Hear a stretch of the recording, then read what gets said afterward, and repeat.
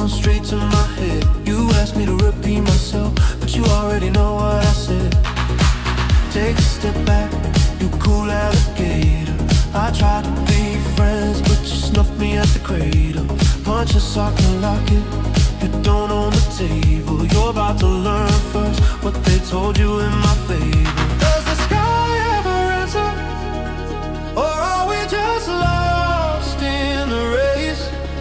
Or are we chasing those flickers in cold outer space?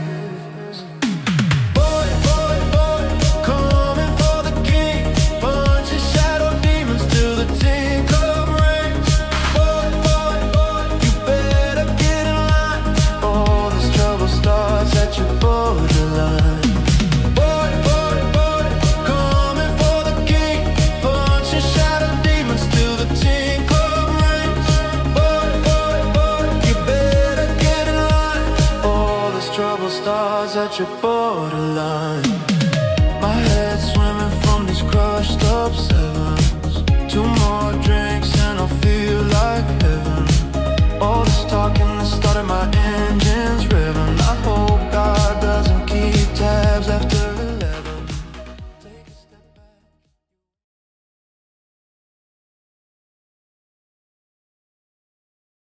All right, everybody, how y'all doing today? Hope you're having a great day out there. Hope you're having a great Friday. Thank God it's Friday. Welcome to the lunch table where all the cool kids come to hang out. It's a cool kids lunch table. We got the main man all the way from England himself, South London, James. James, what's going on? How you doing, buddy? What's the word over there in London town?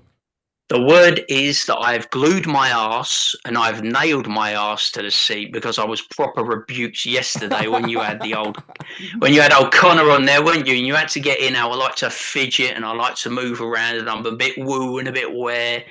But yeah, so I'm gonna try and stay nice, bolt upright, camera still, straight, yeah. position. No, camera ready. That's fine. I like it when you move around. You get all into your stories. You got all excited about it. You get the audience jazzed up. Everybody's excited about it. We love that shit.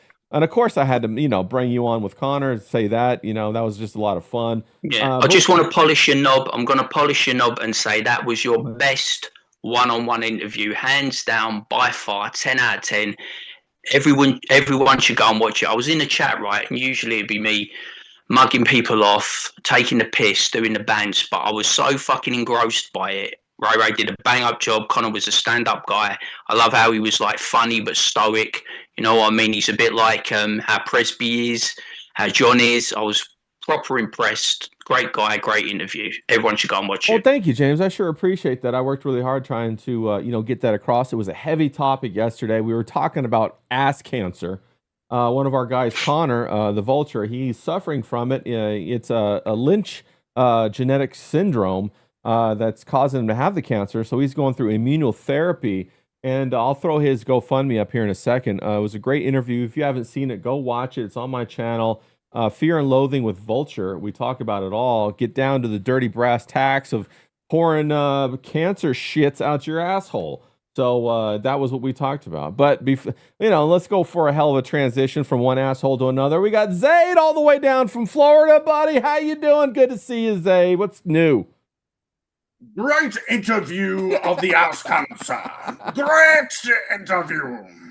Yeah. No, it was awesome. It was a great interview, man. Yeah, and Well I done. take it back, Zayd. You're not an asshole. You're a great guy. We all know that. Only great guys on this channel. Everybody's a great guy here, except for the You're ones not who aren't. saying anything I haven't said 6 inches from the mirror, man. You're the first name in my suicide note tonight. So. I appreciate that. And 6 inches is long enough. Don't let the girls tell you any other way. 6 inches is long enough. That's what I tell them.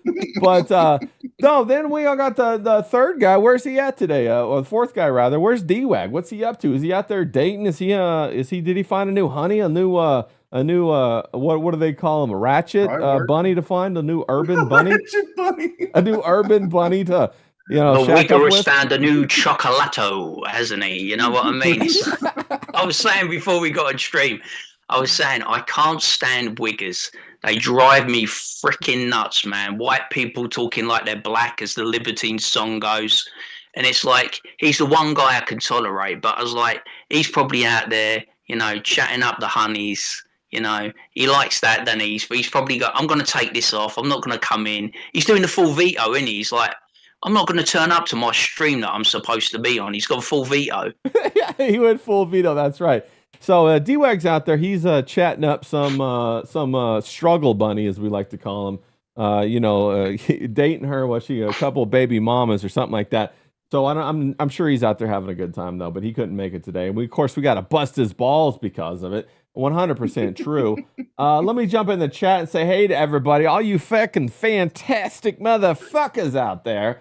Who we got? We got Seashell SoCal Pat in the chat. What's going on? We got Mr. Cheeky.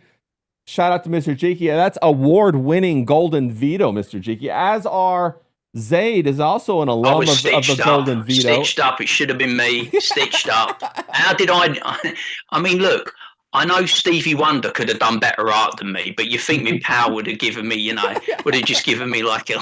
Yeah, I couldn't make it look too rigged, James. Come on, USA. Bro. Yeah. USA. Yeah, USA. We got Zaid winning. We couldn't have all the bruvs winning. Everybody's going to be like, this thing's rigged. That's the only reason D-Wag did the art, just so he can say it was better than mine. And like I said, Stevie Wonder would have done a fucking better job than my art, mate. It's not exactly like I'm an artist. Yeah, facts, bro. Facts. And then who else we got? We got Riley in the chat. Shout out to Clippaverse, holding it down. Big shout out to you, bro. Big B truckers out there hauling some loads somewhere in some state, doing the thing that we all love for the Big B trucker to be doing. He also takes great photographs, sends them to me sometimes, and I absolutely love to see those. Let's fucking go. Oh, we got Nice Guy Merch. He gets a hand clap. Nice Guy Merch got a little royalty out there in the chat. Good to see you, Merch. All hail King Merch. Go watch Nightwave tonight. If you're going to watch Nightwave, you're going to send Merch a tip. That's a supertip.gg/merch. Make sure you use the South London James voice. That's the voice, but you get it right here. I haven't been able to watch Nightwave since Wednesday because I've been in a fucking pizza coma. Fuck me. Yeah, James has like a little bit of carbs. It's like he had a bunch of fentanyl. He just went down and out, bro. Shout out. Yeah, I'm the Hulk Hogan of the lunch table, mate. Shoot it into me, baby. Shoot it into me. Yeah, we'll talk about that in a minute. Good old Terry on the fentanyl, buddy. We got King Yeti out there. He says, howdy heathens. Well, howdy back to you, King Yeti. What's going on? Shout out to you. I'm just scrolling down to make sure I didn't miss anybody. All the good people out there. We got a Ko-Fi already from Big B Trucker. He says, happy Friday.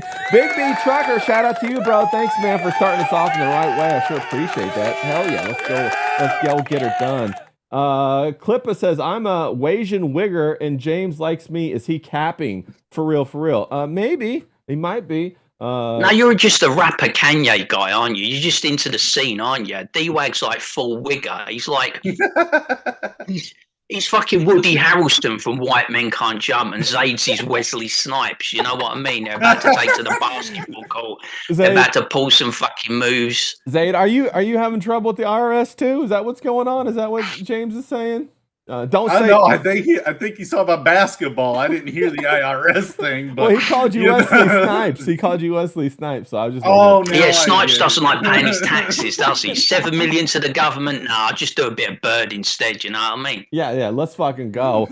Speaking of earlier, we had a great interview yesterday with Connor. I'm gonna pull up his GoFundMe real quick. If you guys could, if you got a couple $3, as Merch says, go ahead and throw it at him, okay, buddy?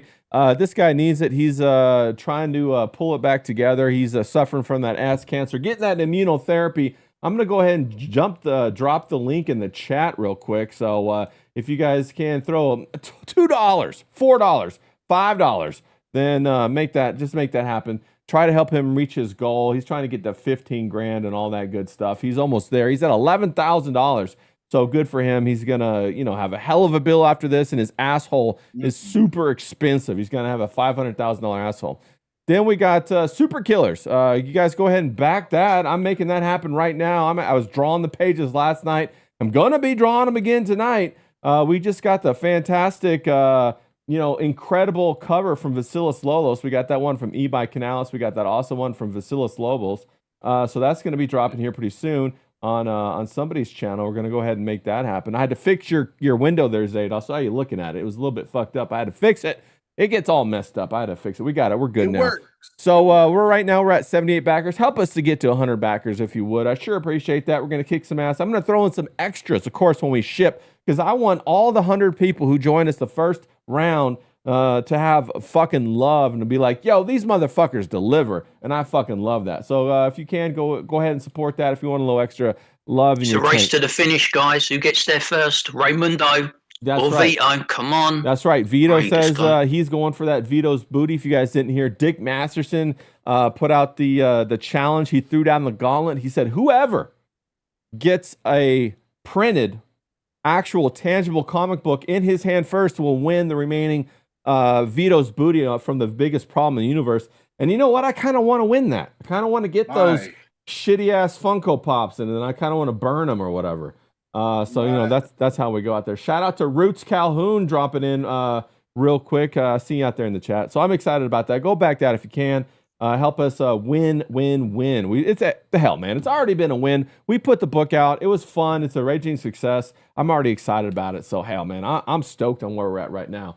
James, did you ever think we were going to be putting out a Vito book after you had Vito on the other day and you were talking to him? What about that?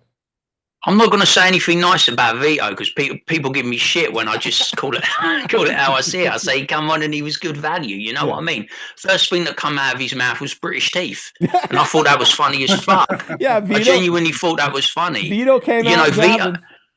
Yeah, Vito, if he goes to work, right, he's on it. You know what I mean? You can tell there's like levels to this game. I'm always taking the piss out of people and saying streaming's a piece of piss. You know what I mean? Anyone can do it, you know, put your hat in the ring, you know, you can do it. But like Vito he's a professional guy. He's a level above. I think he's like, you know, like Mersh. You know, Mersh is on it. He's on top of his game. He's doing his thing over there on Nightwave. I haven't been able to watch it because Ray put me in a fucking food coma, and which I'm still struggling to recover from. But, you know, these are the guys that you want to aspire to be like. I'm not saying you want to aspire to be like Vito personally. No one wants to aspire to be like Vito personally. But when it comes to like he actually turns up to work, he's a good broadcaster. He's got talent. You know what I mean? So it's undeniable. He came on and we got the Vito bum, didn't you? You got your best live views, you got your best overall views, and they weren't tuning in to watch me. You know what I mean? They weren't tuning in to fucking hear what I've got to say. They were tuning in to fucking hear what Vito had to say. You know what I mean? And he was good value. And it wasn't like how he envisioned it. We thought it was going to be very antagonistic, didn't we? I was going to stick the knife in. I was going to twist the knife. I was going to mug him off and take the piss. But you just couldn't because Vito played a straight bat. He fooled us all. You know what I mean? He come on. And he gave you the kind of interview that he would have given you if I hadn't done it first. You know what I mean? I mean, you did it best. You did it first. We got Riley in the chat. He says, that's so insulting to Mersh. Yeah, Mersh makes it look easy, bro. If anybody thinks this streaming thing is easy, it's not. You got to be like a juggler, and you got to get good at it. And then, you know, the audience is going to be fucking, they're unforgiving out there. You do one nip slip or whatever, they're unforgiving. You know what I'm saying? They're like, what the hell's going on? Oh, we got another Ko-Fi shout out from Unicorn Comics, $20. Let me give you a little round of applause for that. Let's fucking go. That's Mr. Cheeky to you and me, everybody. Fellow Golden Vito alum. He says, enjoy a shot of tequila while you're drawing super killers tonight, Ray. 100%. I will be doing that. I will be taking a couple shots. Not too many, or if I get too loosey-goosey, then everybody's going to accuse me of using AI art. So we're not going to do that. But I will take a couple. Thanks so much. Really like a man from down under. What's his name? Liam Gray. Oh man, not Liam Gray. Oh man, what did you got to bring him up for a second, bro? He's gonna pop up here. He's gonna want to get on stream, and of course I'm gonna have to treat him nice. You're gonna have to do whatever you do. You play. No, I'm never treating him nice. He stamped on the joke. That was the joke that was going to launch me into the stratosphere. And he stamped on it and killed my streaming career. So I'm never going to forgive that son of a bitch. Yeah, 100%. That's 100% right. And let me go ahead and talk about this real quick. And let's get through the announcements. And then we'll jump into what we got here. We got Zaid Studios. That's his website right here. He's got Beckon the comic book and also Beckon the video game. Okay, you guys want to go check that out? It's on Steam. It's free right now. It's his first build. Go ahead and check that out. It's pretty awesome. It's rad. He's gonna be doing the Tampa video game con. I think September 3rd, 4th, and 5th. Comic-Con. Oh, it's a Comic-Con in September 4th through the 6th. But we're gonna have our latest build on the table. Was that Tampa one the origin of the Dungeoneers in Comicsgate? Was it went to Tampa? Is that where it all fell apart with Reenie and the crew, wasn't it? Yep. Well, I mean, I guess. Well, from what I hear from Same one. They have great strip clubs there, Zaid. Is that true? I mean, if Mersh is in the chat, he can drop some strip clubs to go to. I'm down for that. Let's I fucking don't go. know. But Zaid, We'll find out, I guess. tell me a little bit about You're this. going to get the leather and the chaps out, are you? You know, Police Academy style and go full Dungeoneer, are you? Yeah. But Zaid, tell me a little bit about this video game. It's been you and your brother working on this for a year or two, or maybe even longer than that. No, It looks lot like a longer. whole team was working on this, Zaid. The art's incredible. The animations are fantastic. The playthrough looks like I heard from Professor Grass. He gave it rave reviews that the gameplay and the mechanics were fantastic. Talk to me a little bit about the game.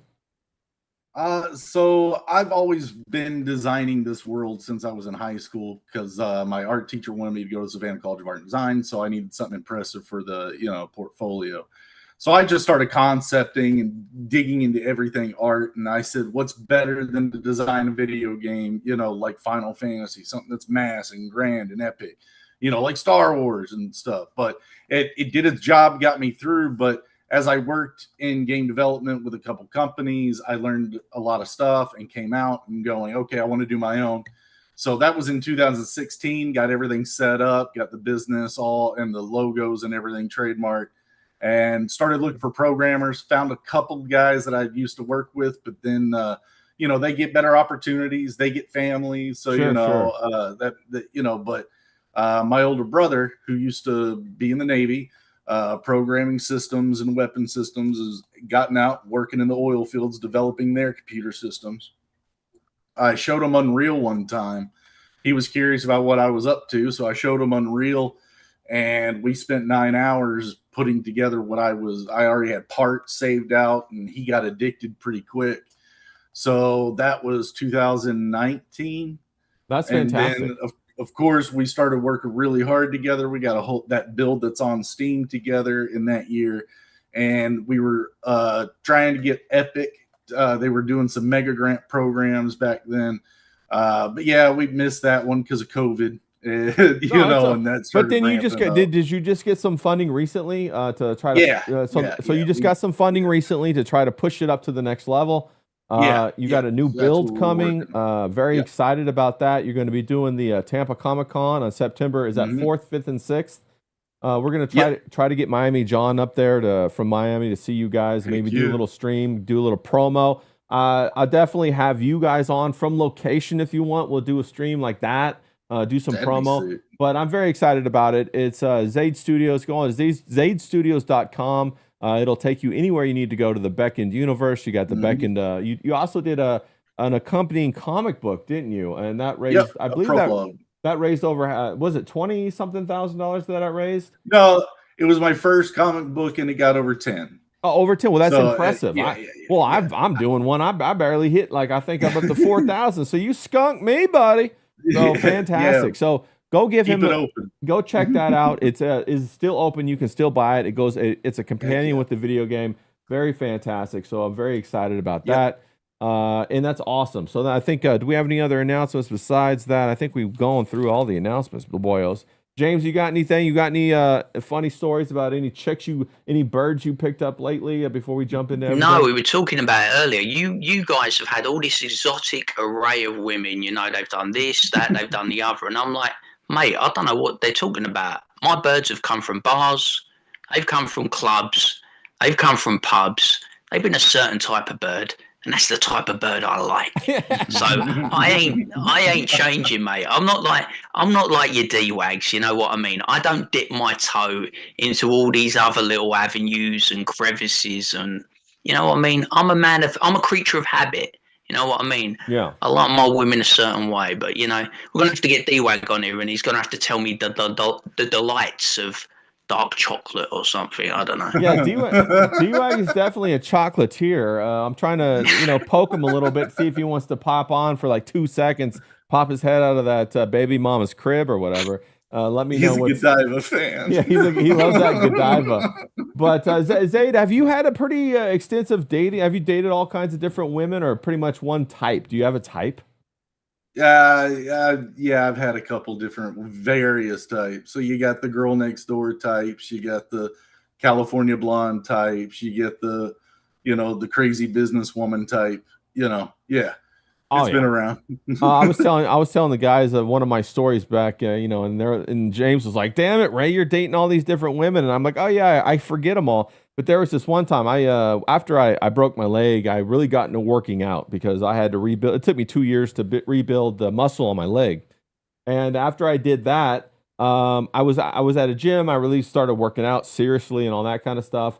And we got another co-fly coming in from Pat. Shout out to Pat. He said the t-shirt lift fire. Let's fucking go. I mean, I'm not beyond doing a little nipple slip right there. I'm not beyond that, everybody. So if it works for the ladies, maybe it works for the guys too. You know what I'm saying? You're gonna get us kicked off YouTube. Yeah, I'm gonna get. Is that not allowed? I better not be doing that. I got a warning for sexual content the other day. It's educational. It's okay. You're fine. Yeah, I'm educating. Yeah, educating. But no, thanks, Pat, for the super tip. Appreciate it. The Ko-Fi. Let's fucking go. But no, so I was going to this gym, and there was this one lady, and she was from Sweden, and she was in her 20s. But boy, she was a professional bodybuilder. And when I say professional, I'm not mincing words, bro. She was the kind that you would see at the Flex Muscle magazines, like doing all this kind of stuff. And she was definitely on the steroids and all that kind of stuff. And she had her, her hair pulled back tight, and she had the bright blue eyes. And she had a mustache pulled back tight. Yeah, she had her mustache waxed just so. But yeah, she could bend me in half, and for about a year and a half, she was hitting on me, and of course I'd flirt back, but it was never going to go anywhere just because that wasn't my thing. I couldn't see myself getting dogpiled on by a girl who could bench press more than me, bro. I couldn't. What the hell? If Zayd, if you had a muscle girl come up to you hitting on you, is that a yay or a nay? Are you an athletic build, muscular build? Does they have to be a certain curviness? What do you think? Is her name Cynthia, short for synthol? Yeah, right. Like, Yeah. that chemical they'd shoot up. Yeah, right. Trin, her name was Trin. Yeah, exactly. No, never been with a girl bigger than me. If that's I'm 6'4", but no, it's never been with a girl that can fold me in half. That's for sure. Oh yeah, bro. Yeah, me neither. Well, after James's story the other day, I've was thinking about it. Now you try to keep women from putting certain things in the wrong hole at the wrong time, and I'm just thinking I can't remember. Something like this one. It's like you have to It was the 3-finger special, and I'm just sitting there thinking, bro, I don't know if I can handle that. If the girl's stronger than me, she gets me in a compromising situation. You're like, oh shit. I would think I was the inspiration for Tarantino's 5-finger death punch. You know what I mean? Oh, yeah. Fucking Kill Bill. You know what I mean? I think he heard about the story of me back in the day, and he was like, I know the geezer's got a foot fetish. I've never had a foot fetish. It's not really my cup of tea. Man, what's up with the feet guys? Anybody? I don't know, man. Zayd, you got any insight into that? What's up with the feet guys? No, what are you talking about? Do I have an insight on that? Well, I mean, I had a toe inside. You had a toe inside. I'm thinking maybe you knew something. Maybe you had a little aqua velva or something. Yeah, je ne sais quoi. It got inside and got a peek of the secret. The secret garden. Yeah, that's right. Exactly. Yeah. I think D-Wag's a bit of a feet guy, isn't he? I think that's what he's into. You know what I mean? He's into that kind of. D-Wag, say it ain't so. Into that guy, you know what I mean?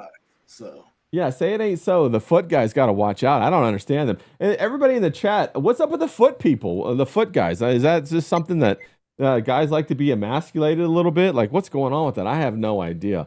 But there was that thing, wasn't there? That scene, he loves it. It was Salma Hayek, wasn't it? Where he's pouring the drink and it's going down her leg and her foot, and he's drinking it and stuff like that. You know what I mean? Yeah, it's like that was from Dusk Till Dawn, I think. And from Dusk Till Dawn, yeah, which is a superior thing. They all go on about Sinners, right? And you can name a ton of films that are better than fucking Sinners. From Dusk Till Dawn is better. Fucking what's the other one with James Woods? I can never remember what that film's called, but he did like vampires. Yeah. Vampires. It's miles better. They were like, I watched Sinners and it was fucking terrible, and they're still waxing lyrical about it. And I got really annoyed today because everyone knows Miami Vice is my favorite TV show of all time. And I heard, right, that Michael B. Jordan might be playing Tubbs. And I was like, you've got to be taking the piss, mate. Yeah. Michael B. Jordan, because Tubbs is the second guy. And yet, anyone who you're going to put opposite who's going to be playing Sonny Crockett Crocket's going to be the second hand, like Jamie Foxx played the first hand when Colin Farrell played Sonny Crockett. You need to have Sonny Crockett as the main guy, so he needs to be the bigger actor. And who are you going to find right now who's going to be the bigger actor than Michael B. Jordan, who's just won an Oscar? It's like, come on.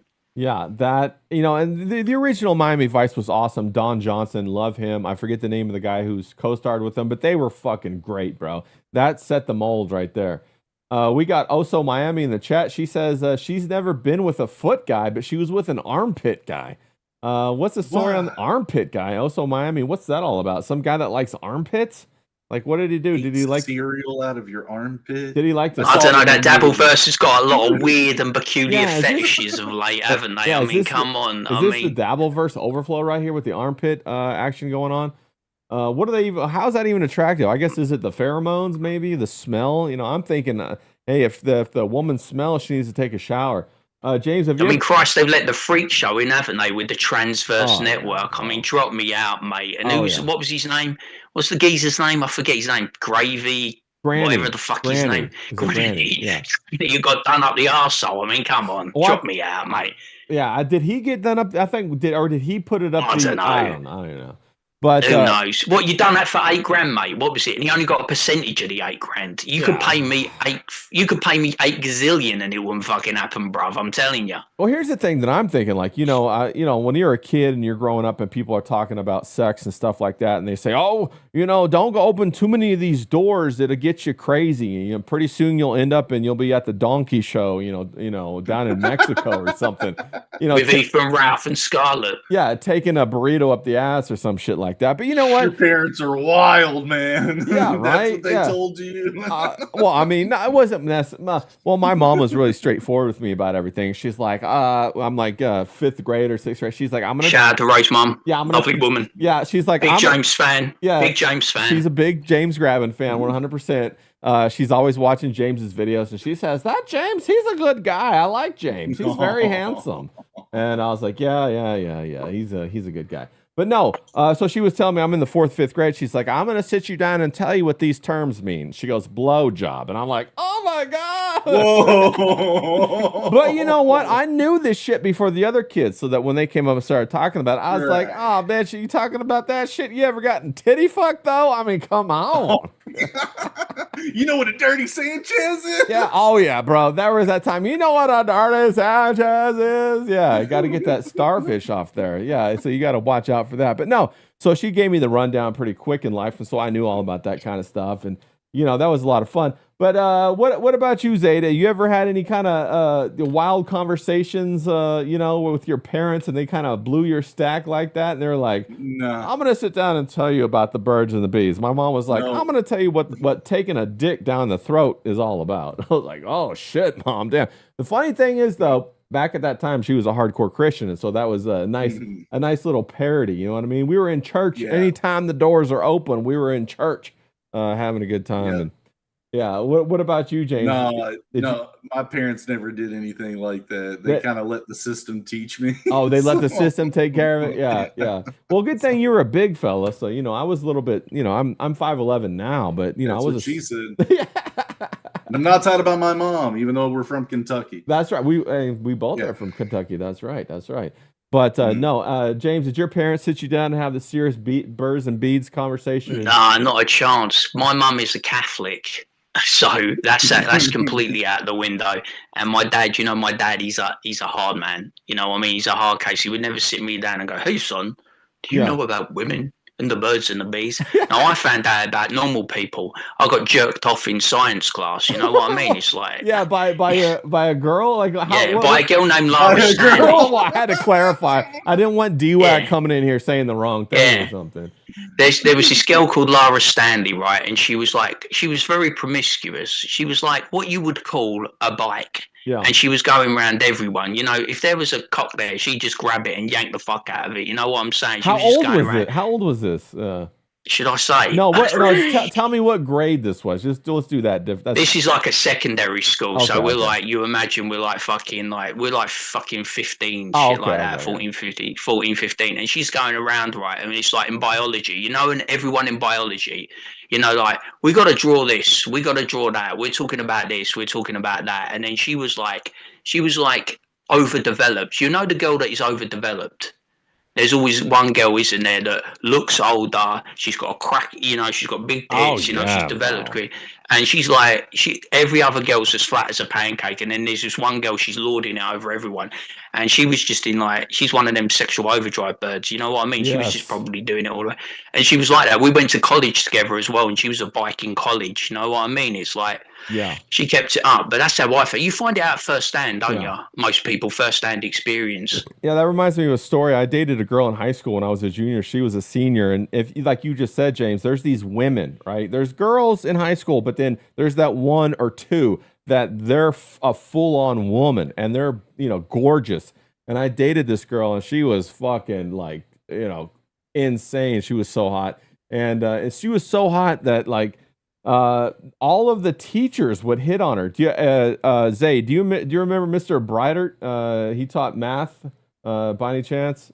Zay and I went to the same high school. I took him for AP Calculus, and Mr. Breitert would hit on her all the time, bro. And I was just like, bro, that's my girl right now. What are you doing? I'm like in class with them. She used to come by and like pick up the attendance and all that kind of stuff. And bro, she was fucking fine. Her name was Elizabeth. I'm not going to, of course, say her last name.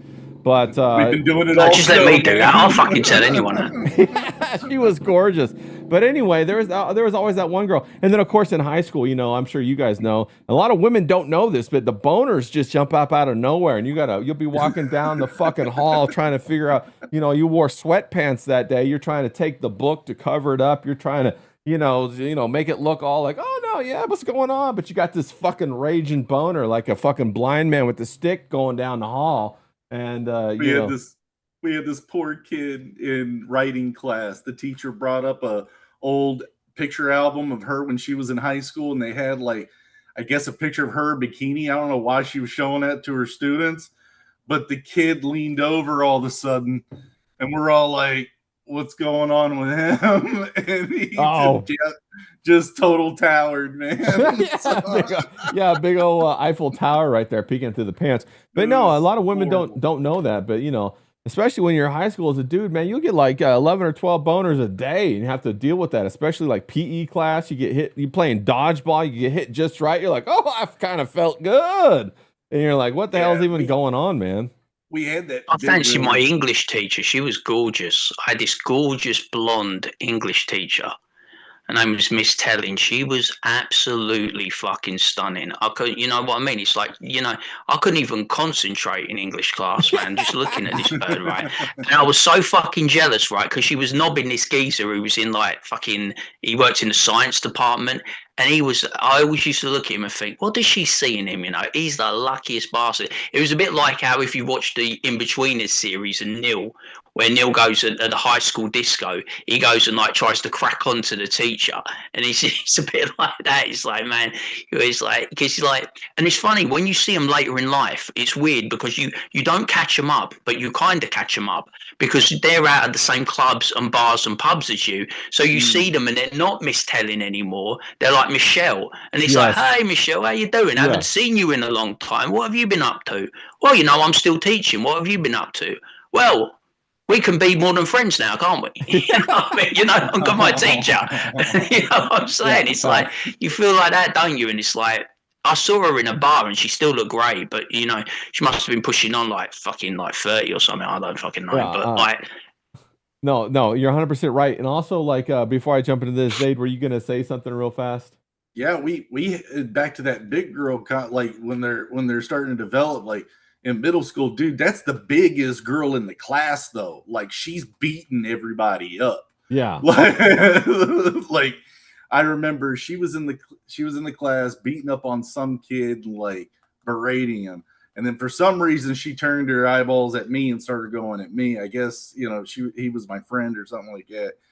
And I lit him up. I think, what was it, that Deuce Bigelow Male Gigolo movie was out, and I had just saw it, and I was like, oh, you're just mad you didn't get the part in Deuce Bigelow Male Gigolo, the whole. I'm talking about the big girl in the movie. So yeah, it had the class kind of cracking up. But no, I stayed away from those girls in middle school. No, they beat you up. Yeah, Zaid had to stay pure, everybody.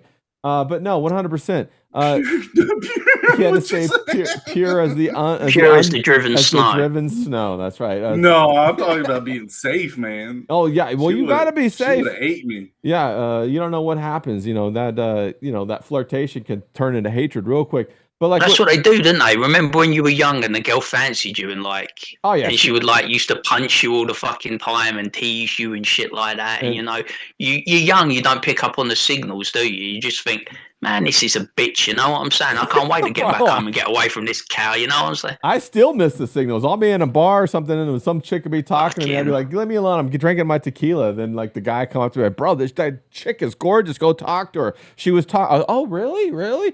You know, it's kind of like that. But no, James, you were talking about you going out there with the teachers, and they're at the bar, and you're finally of age. And yeah, it's bizarre, isn't it? How you catch up, but you don't catch up, and it's like you're in the same world because you suddenly enter their world. You know, they were going out.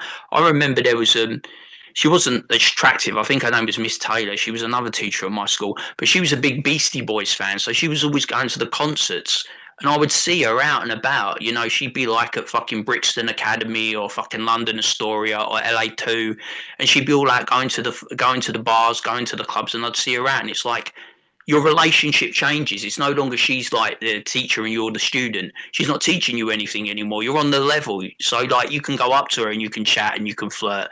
You know what I mean? It's just the way it goes sometimes. Well, also, I think, and personally, I think all the female teachers definitely want to fuck. Tell me I'm wrong. Zaid, what are your thoughts on that? I remember a lot of teachers in high school, at our high school we went to, that would be DTF, down to fuck, for sure. Some of them even wore the shortest ass skirts, flirted with the guys, you know, that were in high school. And like when I look back now, I'm like, that bitch was totally hitting on me or him or whoever. Did you ever see that, Zaid? I know that an ag teacher was dating one of the girls. I remember that one. No, there was like the teachers were all like dating each other for the most part. Oh, you know, I remember that. I didn't ever see anything else other than that. But yeah, other than that ag teacher dating that one, I was like, whoa, that's wild. Well, we had a Spanish teacher, and she would wear the tightest, shortest skirts, the tightest tops, like she was going out to the club with these high heels to class, bro. And then like she would have these like get-togethers and stuff, and I was like at that time I was like, wow, she's really loves Spanish. She's really trying to get everybody involved in Spanish. But you know, looking back now, I was like, that bitch was horny. What the hell's going on with that? That bitch was horny, man. She wanted a piece of the young bucks coming up, and you know we see that more and more now with a whole bunch of these teachers. Zaid, if you're going to be a parent, how would you have a conversation with your son or daughter about the birds and the bees, and what's the right age? What are you thinking? Also, the chat, drop your idea of this conversation. Nowadays, how's it going to go? You know, they got access to the fucking internet. They got people putting tablets in their hands when they're like in 4th grade and 5th grade and all that kind of stuff. What kind of conversation are you having, Zaid? Zaid's like, I'm not having kids, bro. That's too heavy for me, dog. All right, we'll come back. Zaid, if you don't have an answer, it's the genie's out of the bottle, though, isn't it? If you want someone to say something, I'll say the genie's out of the bottle. I did a video the other day, and like you can't put it back in. You know what I mean? They're talking about banning social media in this country for under 16s. They're doing it in Europe. I think, you know, I've done a couple of videos on it, and it's like, yeah, but you've opened Pandora's box. You know, it was like when Nick Recader opened Pandora's box. Sex was, you know, his eyes started lighting up. You know what I mean? He good little Catholic boy suddenly got a taste of real sex, and he went fucking straight over the edge, mate. You know what I mean? Yeah. He was on the fucking sniff. He was on everything, doing everything. You know what I mean? And this is what happens. Kids, we've got kids getting pregnant at 11 in this country. You know what I mean? Yeah. They're having sex at such a young age now, and you know, no one's talking to them about it. You know what I mean? No one's taking precautions. They're getting pregnant, you know, in their age group. I'm not talking about nonsense. They're getting pregnant in their same age group. Yep. You know, because they've got access to pornography. Yep. You know what I mean? They're watching porn 24/7. They're porn brained. And I don't know how you can put the genie back in the bottle and stop our children and youngsters being sexualized from a young age. Facts, bro. That's what's kind of crazy. I don't have kids. My little brother has kids, and they're eventually going to have that. And I'm like, I wouldn't even know how to really. I wouldn't be the one to open it up. They'd have to come to me and ask me a question. Right, right. Other than that, like, because my parents' approach was let the world, he'll figure it out. Bro, I do what my mom did, bro. I break it down, real talk. I talk like a clinician, I say, this is a penis, this is a vagina, this is a blowjob. I break it all down for him. I say, to try. You sound like that kid from fucking kindergarten, don't you? Kindergarten Cop, where he says it's Arnold Schwarzenegger. Well, that's what I would do to try to take the allure away, so that take the mystery away, and try to, so, and then also put my child on the bleeding edge of the curve, so they have the most information, so they can't be trapped by another kid that says, well, you don't even know what such and such is, and he's like, motherfucker, let me tell you what it is. And just by the daughter, I say you're never having sex until you're 30. Now shut up and stay in your room. No man is coming near you because no man is good enough. Well, you know what I mean? No, I hear you, but you can't do that because that's going to make her go crazy and find the bad guys. No. Like I was listening to Charleston White the other day. Of course, I listen to Charleston White quite a bit. I like that guy. And he was saying like you can't tell the young girls who they can't date because that's exactly who they will date. Because they'll be like, as soon as you say, yo, don't. Yeah, you know what's going to happen to me, don't you? They're going to pick up all the tells from me, and the first boyfriend she's going to bring back is going to be as black as coal. You know what I'm saying? It's fucking. No. It'll be that scene, that scene. It'll be in The Sopranos with Tony Soprano and what's his name, Noah. Yeah. You know what I mean? That smart ass black kid that everyone hates in The Sopranos. It's their least favorite character, and Tony's like trying to explain to him, look, we're white, we're Italian, you're not. So you're not going to be dating Meadow. Yeah. And he's like a real smart, wise ass, isn't he? And he's like, fucking. Yeah, no, facts, bro.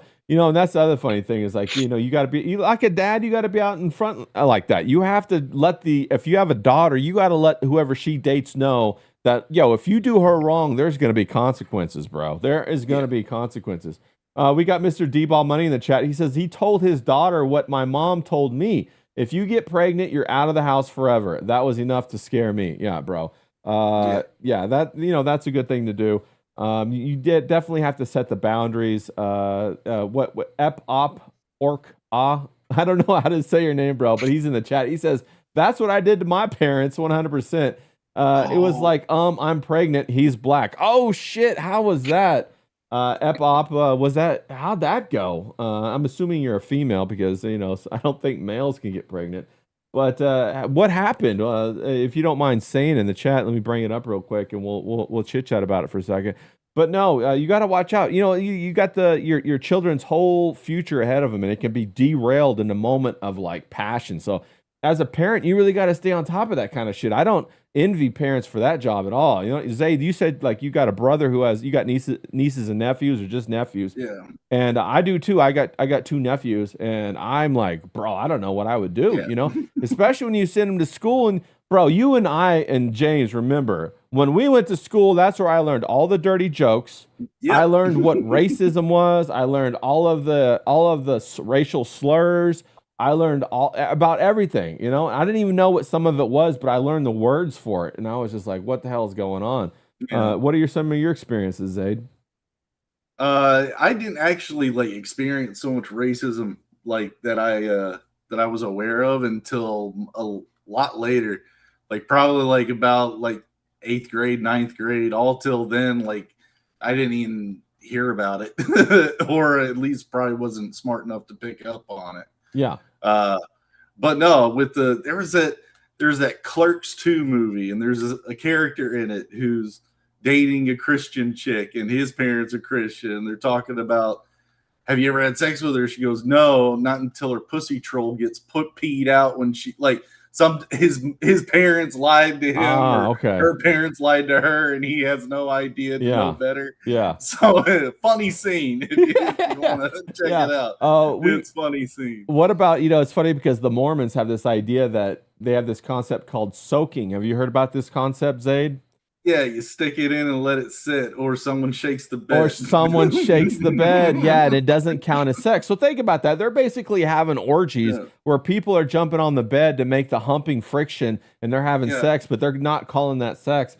But then you got all. What is that called? The Van Sciver method? I don't know. Well, I don't think he's. I don't know if he's Mormon anymore, but I know he used to be. And his dad, and I know his dad is still Mormon. So But no, that's one of the beliefs that they have. It's probably just an LDS sect or something like that. Is that where those coin-operated hotel beds come from? No, I don't know. I always wondered. Maybe it could be. I don't know. To get the vibration and all that. Right. Yeah. But also, what about those women or the girls? I don't know about it if it was you guys, but when I was in high school, the anal was available. So they could stay a virgin. Like I was just like, how the fuck does that work? And here, and it's funny because here I am going to church all the time, and then I go to school and they're all talking about anal and all this kind of stuff, and it's like a completely split, two different worlds, bro. You go to church and the women won't even look at you like them, let alone touch you or talk to you because they're Christian and all this stuff. Then you go to fucking high school or whatever, and they're talking about, oh yeah, no, we did anal, but no, she's still a virgin. And you're just like, what? Like that's hardcore. Zane, did you ever hear any of that at the old high school? No. What classes were you in, Zane? We went to the same high school, bro. What classes were you in? A lot must have changed. Yeah. A lot must have changed indeed. James, what are your thoughts on that? Did you? Well, that reminds me of that because we're talking about cartoons and what we were going to, weren't we? But it reminds me of that Family Guy episode when they did the one on abstinence, and Meg was going, it doesn't count because you stick it in the ear. And it's like, you remember? Do you remember like fucking when you were at school and like Chinese whispers and people would say stuff, wouldn't they? And then it would become a thing, wouldn't it? You know what I mean? It'd become a thing within the group. Well, if you do this, you do that. This counts. This doesn't count. You know what I mean? Yeah. And it's kind of like that, isn't it? It's kind of like fucking old wives' tales or Chinese whispers. You know what I mean? All these things start stirring up between people because someone hears something and they misinterpret it, and it fucking becomes a thing within the group. And it's like that. It's like it's all silly when you're a fucking kid. You know what I mean? You don't know your arsehole from your elbow. Right. You're all fumbling about trying to find yourself, ain't you? Yeah. Trying to. I didn't count the toe. Oh, yeah, I didn't count that. Yeah, you had the toe story, the toegasm, as they call it. I agree with James 100% here.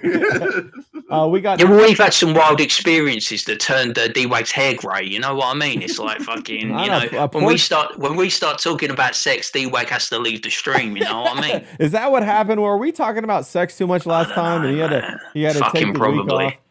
We got Epop in the chat. She says it was a shock to them talking about having getting pregnant. She said that his family was more offended by her being Italian than her family was about him being black, bro. That's crazy. No, the Mulignans. Yeah, that's terrible. We got Collins. My family, man. I'll tell you, my family. I don't know what they do. I tell you, my grandmother, God rest her soul. She wasn't a very nice person, but God forbid if that had been me in that situation I don't know what she would have done to me. I tell you, a crazy woman. I've said to Ray before, a lot of the Italians in my family are batshit crazy. Yeah. They've got the bad blood, you know what I mean? I told Ray the story about how fucking when one of my relations died, my relation dived on the coffin, and it wasn't because she was distressed. It was because the person in the coffin had been buried with their jewelry and she wanted to get the jewelry. Wow. Yeah, that's some wild shit. We got Collision Bomb in the chat. They say, just make sure your kids feel like they can talk to you about anything. 100% agree with that. King Yeti says, I knew about racism super young age. I was getting jumped for being white at age 5. Bro, that'll teach you all about it right now. We got Big B Trucker. He says, we homeschool, so it's my job to teach all the bad words and how the world works. Let's fucking go. Big B Trucker. That's a smart thing, isn't it? Homeschool. Yeah. You worry, don't you? Because your kids, maybe they're not getting the social interaction that they need. You don't want them to be like socially illiterate, do you? But I think homeschooling might be a way to go forward. You know what I mean? Like, I agree with that. You want to take them out of the system because the system is terrible. The system is turning your kids into a they, them, a furry, a kitty cat, all that kind of stuff. I would, if I had kids right now, I'd homeschool them, and they'd be so smart because I'm gonna get rid of all the bullshit that they don't need, man. Like there was so much wasted time in school when I think back about it, and grade school and high school and all that kind of stuff. Of course, you want to socialize the kids, and that's the greatest fear that they use against the homeschooler.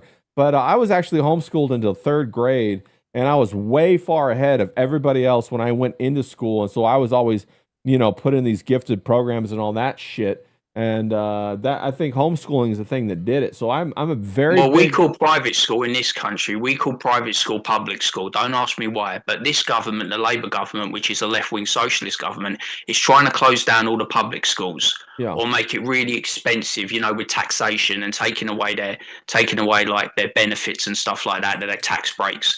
So they're all going to state school so they can get educated in the system. Yeah. And we've got some classes that have got about 60 people in a class. That's you know another what I mean? thing.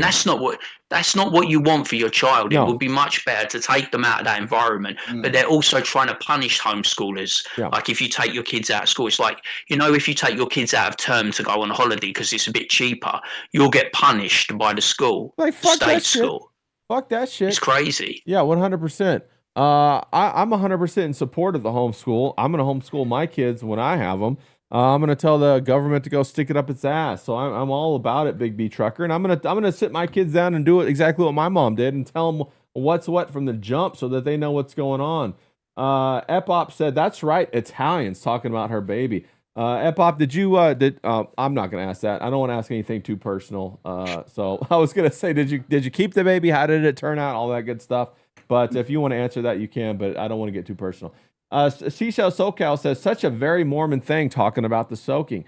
Yeah, especially, they got weird traditions in Utah, bro. Also in Utah, you know, they don't have any kind of bars or anything like that. Instead, you know what they have? They have a whole bunch of sodas, you know, like Coke, and they mix them all like crazy, and it's like bartending, but with Coke, and they mix all different flavors. It's like Alco Pops. Yes, they mix all kinds of different sodas together, and it's like the biggest, the state that consumes the most soda out of all the states, and it's because for some reason Mormons can't have caffeine either, but somehow they can when it's in soda or soda pop or whatever. That's weird. Mr. D-Ball Money says, I'm Mexican, and my grandparents told me at 14 that I would be disowned and out of the family if I even dated a black girl. 100%. Big B Trucker says, I taught the origins of the fun words Yeti. My wife was, wow, you did a lot of research. Little did she know that we grew up as men knowing those words innately. Pat, she lives out in that area. She says they can't have coffee, referring to the Mormons. How about that? I mean, like, bro, that's some wild shit. You can't have caffeine, you can't have sex, but if you do it in a certain way, you put the penis in the vagina, somebody else jumps on the bed. If you're wearing the sacred garments, if you put it up the ass, then she's still a virgin. Bro, this is wild. I can't survive without alcohol, coffee, and sex. I will up and die. Yeah, bro, facts, bro. I mean, like, what the hell? Yeah, there's a lot of. As long as I'm not a grandfather to a butt baby, I'll be all right. Yeah, you don't want to. So we're fine. I'm not sure what a butt baby is, but yeah, you want to. You want to avoid a butt baby. Riley in the chat says soda pop makes him fat for real. Yeah, all that soda. Big B Trucker says, oh shit, I'm behind. He's probably out there working. Big B Trucker's kicking ass, working hard. But no, that's one of the other things we're going to talk about today. Don't threaten me with a good time. And now it's basically going to talk about cartoons. Yeah, that's what I thought the notes were, and here we are driving the truck in this. Yeah, but this is how it goes, in. It's always good when you just freestyle and do the bands. That's what I love about it. It's always off the cuff. We never end up talking about the fucking topic, do we? No, but we do sometimes. But like we still have the movies to cover. You know, I got the movie comparison and all that. I'll save that for another day. But we're going to talk about some of the cartoons and stuff, animation, and everything like that, and. You know, people always say, hey, like, Ray, let's go. How come comics and cartoons, how come you spend so much time on that? And it's kind of like, you know, they look at it like it's an immature thing. And I look at it like it's the building blocks of the formation of the mind of a child. It's very, very important. It's how children start to build, you know, their foundational mythology, how they understand the world, the things that they enjoy. One of the topics I go back to often is that my love for classical music and even the opera started in the cartoons. Mm-hmm. Zaid, what are your thoughts on that? I mean, I agree with you because, I mean, that's what we got hit with around that time was a bunch of television media cartoons. I remember storybooks, you know, that you would be able to read and stuff, but in the 90s, I mean late 80s, my first cartoon, which was one of the questions that you had on the list, it was the Superman from 1989, the Oh, old VHS yes. cassette. And I VHS remember cassette. Wow. the yellow one. Yeah, I So remember those. it was nuts. So I watched the hell out of that. And then by the time I was watching that, I mean, Ninja Turtles came out, like the movie came out, you know, like 2 years later, and I was already hooked on the cartoon. So that was basically the first animations I was seeing, next to all the Disney collections back then. So Yeah. you know, it was nuts. That had a huge influence on me liking art. I started drawing the cassette Yes. What covers. was the stuff. first stuff you started drawing? Like, what was the first stuff that you were? Superman and Ninja Turtles. I still have them. Yeah. Awesome. You still have those So, sketchbooks or those drawings? yeah, That's fantastic. yeah. What about you, James? What were some of the first cartoons that you ever watched? Do they have cartoons over there in England? Yeah, I had a story, but it's kind of like off-piste and a bit long-winded, but Oh, that's I normal. might go into it. That's normal. It's a bit off. Yeah, but it's like, see, the thing about me is, as you know, I wasn't really like the indoors type from an early age. I was always the outdoors type. So if you bear in mind, right, so like I'm from 5 years old, right, my great uncle comes around and he gives me this fucking badge, right, and I've still got this. This is the most important thing in my life. He gives me this badge, right, and it's the Crystal Palace Junior Eagles badge. And he goes, "You're a member now of Crystal Palace Football Club." At 5 years old, he gets me my first shirt, and he goes, "I'm taking you to your first game." Now, and I'm like, now he didn't get okay. that out of any kind of casket, right? He's not the one, right? Nah, this is legit shit, right? But it's like, see, we lived in like the story that goes like we were living in a basement flat at the time, opposite Crystal Palace Park in Penge. Wow, that's and it was pretty like, awesome. I was like always playing football outside. So like I'm into sports, I'm into football, I'm never inside, I'm not really watching cartoons. At the time it was like everyone was into, what was it? Brave Star, they were into what's the other one? Fucking He-Man and the Masters of the Universe, Thundercats. Yeah, you know, they were all into those King ones. Yeti in the chat says He-Man and GoBots, 100%. Yeah. Yeah, and they were all into that. So I did watch some of those, but because I was always outside, you know, I never really like watched cartoons. And like my dad, he was like no longer working because my grandfather, he died of asbestosis. He used to work for my grandfather's company. You know what I mean? And then when that got passed on to the older brother, my dad and the older brother didn't get on. So he went and worked in Surrey. He worked at the Kennington Oval, and he would bring me back cricket bats and stuff. So I'd always be outside. So I never really had time for cartoons. But then what happened? The flat above us, got the guy that moved in, Bob. He was a drug addict, right?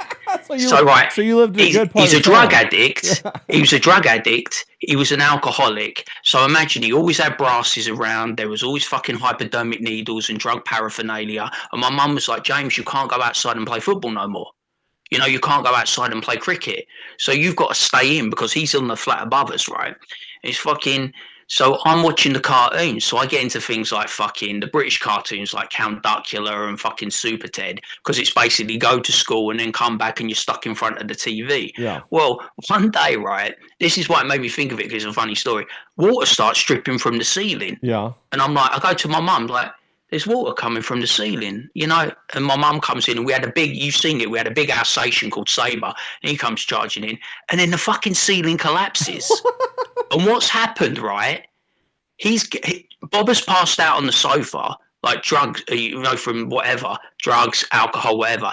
And his bird, his girlfriend, she's OD'd in the bathtub, and it's fucking collapsed through the ceiling and nearly hit me. And apparently I just stood there, right, like this, in complete shock. I didn't really do anything, didn't really talk about it. And then my dad come back, right? And you know what type of man my dad is, right? So when he found out, he goes like this. He goes, "Son, you don't have to watch the cartoons anymore. I'm going to take care of it." And he gives me my football and my cricket bat back. And I watch him, right? And like Bob's walking out. He's I don't know. I don't know if the girl died. I think she died. And it was like fucking, so he was in shock. And my dad, right? This is the first time I saw my dad absolutely beat the shit out of someone, right? He goes up to him, right? He nuts him on the head, breaks his nose, blood sprays out the top of his nose, gets him down and pummels the shit out of him. And he goes to me later, he goes to me, this is like my dad, right? This is how you know he's hardcore. He goes to me, "What did you see today, son?" And I said, "I saw you punch someone." And he goes, "No, you saw nothing. Remember that. You never saw anything. You saw nothing. And he goes, if you want to go and watch your cartoons, you can go and watch your cartoons. But now you can take your bat and ball and you can play outside anytime you like. Yeah, and how old are you when that happened? I was like fucking 6 or 7 or something. Bro, you're in the mafia at that point. Yeah, you saw nothing. No, but like my dad was like, you didn't see anything. You know what I mean? You don't see anything. You never talk to anyone. And he was like telling me this at a young fucking age. But it reminded me because it was the cartoons thing. Because I only got into cartoons because I couldn't go outside anymore because a drug addict moved in the flat above ours. Wow. And it was just basically, can you imagine it? There was like music 24/7. Yeah. Brasses coming in and out, drug paraphernalia everywhere. So that's kind of like how I got into cartoons because I'm not an artist. Yeah. I'm not really into art. Was, so that was how I got into like watching them. Well, was his girlfriend attractive? She was naked in the tub. You're 5 years old. You see her pop down. Would she have a nice pair of tits? I don't know, man. Can you imagine how shocked you are? You're like this. You fucking go like this. Bro, like I would have been shocked, bro. That's how mad South London was back then. And we weren't even really living in the heart of it. I was living in Penge opposite Crystal Palace Park, so it wasn't that bad. But you had to bear in mind, our standard of living took a massive drop when my father was no longer working for his dad. Yeah. And his older brother, he's a bit like me and a bit like Mersh. And, you know, we don't really like a lot of people. You know, we go along to get along. If you're good to me, and like my dad doesn't suffer fools gladly, so he never liked his brothers. His older brother tried to put it on him, he left. But he got a job where he wasn't getting a lot of money. He worked for this woman called Glitzer, she was Turkish. And he was working at the Kennington Oval, and he was doing house removals, and he was doing bricklaying and cashing hand stuff. So when he came back, he was fucking fuming to see what had happened at the flat, because obviously that's where we were living, and that was the first time I'd ever seen. And there's always stories about my dad. My mum told me a story about him when, like, I told you about the gay guy. You know what I mean? There was like a gay guy that like was rude to my mum, and he just grabbed him, put him up against the wall and beat the fuck out of him. You know what I mean? It wasn't a gay bashing. Yeah. It was just he didn't let anyone speak bad to my mum. That's what my dad's always been fist first, ask questions later type of guy. You know that's that old school style stuff. And, you know, even the old school, I can't believe it. I'm sure you guys moved out of the flat, you know, had to find a new place to live after that. You know. Yeah, it was like, the funny thing is, like I told you, my grandmother, she wouldn't fucking help. You know what I mean? Because like my Italian grandmother, she didn't like my dad. And like they spoke about it in the chat, it's unforgivable. Once you do something like that, once you go against the grain and you marry someone, or you get in a relationship, or you have a child with someone, that's it, complete cut off. Yeah. You know what I mean? And there's always been friction because my mother shares the same name as my grandmother, and you know she doesn't go by that name. Yeah. She goes by the name Twink. Yeah. That's what she goes by, because when she lived with my great grandmother, she used to always Twinkle Twinkle Little Star, so she goes by the name Twink. Yeah. Because she got completely disowned by my grandmother on the Italian side, because they hated my father. Yeah. And it was like, so we didn't get any help from them. So, you know, it was a struggle for the family when we were growing up. You know what I mean? We only had each other, but that's the kind of family. And the cartoons were a nice distraction. You know what I mean? You go from watching fucking Brave Star or fucking Transformers to seeing your dad pummel the shit out of a junkie. Well, as a kid, I mean, you swim through all of this stuff that you're not in control of. And so the cartoons really are a nice island of refuge. We got King Yeti in the chat. He says, my dad chopped off a guy's fingers with a shovel over a weed that wasn't even his. Yeah. Big B Trucker says that's an old school dad. You don't see that that shit anymore, kid. Yeah, 100%. We're also talking about King Yeti says he watched All Stars with Michael Jordan and Wayne Gretzky and Bo Jackson cartoon. Bro, I loved Bo Jackson. He was like the best. Bo knows, man. He did everything. He's the guy in the computer game that you can't take down, isn't he? The running back. On Tecmo you can't stop in that. Yeah. Yeah, on Tecmo Bowl. But some of my earliest cartoons memories were, you know, I watched the Looney Tunes, and of course, a lot of people might not know this. I'm sure everybody in the chat probably does, but a lot of younger people don't know. There were a lot of extremely racist cartoons from Warner Brothers and from Looney Tunes. One of them that I can think of right off the top of my head was the Three Little Pigs. And Zayd, you might know this, but the original wolf was not a wolf. It was a Jewish man. Did you know that? No. Yeah. I had no clue. Yeah, there's a whole bunch of redraws that show that the original person that came to the Three Little Pigs house was a Jewish person that was trying to get in to try to scam them and steal them or whatever. And then there was outrage like in the 50s about it or something, and they redrew it as the wolf. But the stills and the old imagery still exists, and it's all over the internet right now. But there's also a lot of other ones that they blackballed. A lot of the old cartoons that they blackballed. Some of them were, of course, a lot of the minstrel shows. Oh, whoa. Yeah, some of them were a lot of the. Maybe I'll try to pull that up real quick. What did you put in a search engine to get that up? What was it, like Jew Wolf or something? Original Three Little Pigs. That's it. Yeah, I'm gonna pull that up so people can see. Good call, James. Let's see. You're going to get a visit from the ADL, mate. You're in big trouble now. Yeah, the original Three Little Pigs. Let me see if I can't find that. Oh yeah, here it is. Okay, it's right here. Let me go ahead and pull this up so people can see what I'm talking about. We can't really see them in this country, the old ones anymore. They like block them out like Looney Tunes and all that. You never see them on TV anymore. Yeah, and here it is right here. I'm going to show it real quick. The original Three Little Pigs, the original character was a Semite. It was canceled as an anti-Semitic cartoon character. So they did a redraw and they made it the wolf instead. And if you guys want to check this out, there's a lot of... His nose is nearly as big as mine. Yeah. But anyway, that's what it was originally about. We also have... there was a lot of minstrel shows that were in a lot of them. Zay, do you by any chance remember any of those? There was a lot of black stuff, wasn't there? Yeah, a lot of black stuff. A lot of crazy stuff. And so you start to see all of this different imagery going around. One of my very favorite was, I'm going to show it real quick, guest in video real quick. One of my favorites, I'm going to turn the sound off, but I'm just going to play it, and I'm going to... Big Lips Mickey. I'm going to tell you guys what it's about. No, it's called Bimbo's Initiation. It's a Paramount picture, as you can see there. And let me just go ahead and make this full screen so you guys can see it. Get rid of all the other stuff.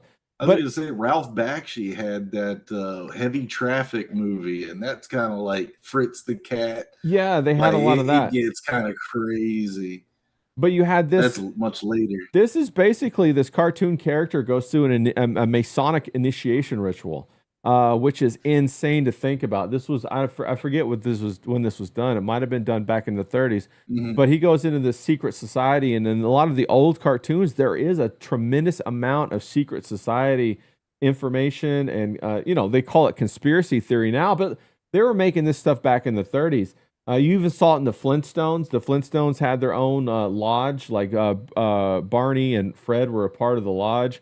You saw a lot of other things, like what was that? The all the kids that ran around back then. Do you remember what they were called? Their name slips my mind. At Boys Town? No, it wasn't. It was before that. No. It was like with what was it, Buckeye, or they had the Little Rascals. The Rascals. Yeah. They had a ton of stuff like that where they had initiations. They had all these rules, no girls allowed, all kinds of stuff like that. The no girls allowed is a much funnier version of the rules, but they actually had these different things that are a Masonic initiation. And they had this stuff encoded in a lot of the cartoons that were around at that time that then later kind of got, washed away, blacklisted, or turned off or anything like that. But this is a wild version of the cartoon. I'll fast forward a little bit. That it goes through all of these traumatic rituals designed to initiate the person, which is the main character, into... It looks like that Mouse PI game that Professor Grass is playing. That's exactly right. Yeah, it's from the same era. The Steamboat Willie, the little bit, that whole... they call that the Silent Ages, when they had Felix the Cat, Betty Boop, all that kind of stuff back then. But they had a lot of this in society.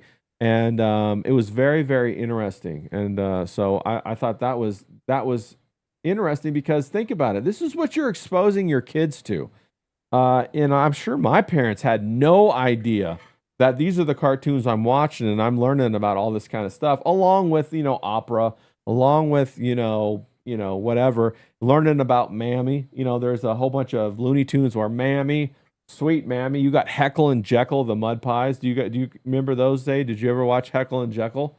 No. Two magpies that ran around, and they played jokes on the farmer, and they were supposed to be representative of black people who don't work. That was the big joke, and so they blackballed that cartoon. But then what's the one they did that with Dumbo, didn't they? When the crow's in the thing, I see an elephant fly. That's who they were. That's who they were. Yeah. They were modeled off of that. The magpie is a crow. You got Heckle and Jekyll, and then the people in Disney had it, that they were the same thing. And so it's very interesting when you start to look at these cartoons with adult eyes and you're like asking these questions, like, what the hell's going on with all these cartoons? I see King Yeti said gummy bears, and it's funny because you drop forward because you had initially you had the silent ages where you had like Felix the cat, you had all this stuff that they didn't have any sound to. Then you had the golden ages from the 1920s to the 1960s. The golden ages were denoted with the fact that they added music and color to it. Technicolor came in the 1930s. Disney led the way with Bambi, a lot of things like that. Pinocchio, that you just mentioned, James. Then they went through the dark ages when they started to put these cartoons on the television.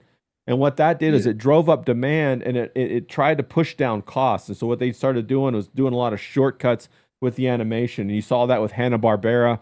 You saw that with a lot of the animation studios at that time, and you got a lot of that weird ass 60s, 70s. You see Scooby-Doo running through the same hall over and over and over again until he finally got there. Instead of them animating a new hall or whatever, you saw the herky-jerky movement of like a George Jetson or something like that. But then it had a resurgence, and King Yeti brought up the exact cartoon that brought about the resurgence, which was the Gummy Bears, which was produced by Disney. The Gummy Bears, it really lit a fire under the market, and everybody got excited about animation again. So after Gummy Bears came DuckTales, and then after DuckTales came Chippendales Rescue Rangers. Okay, and those are really big.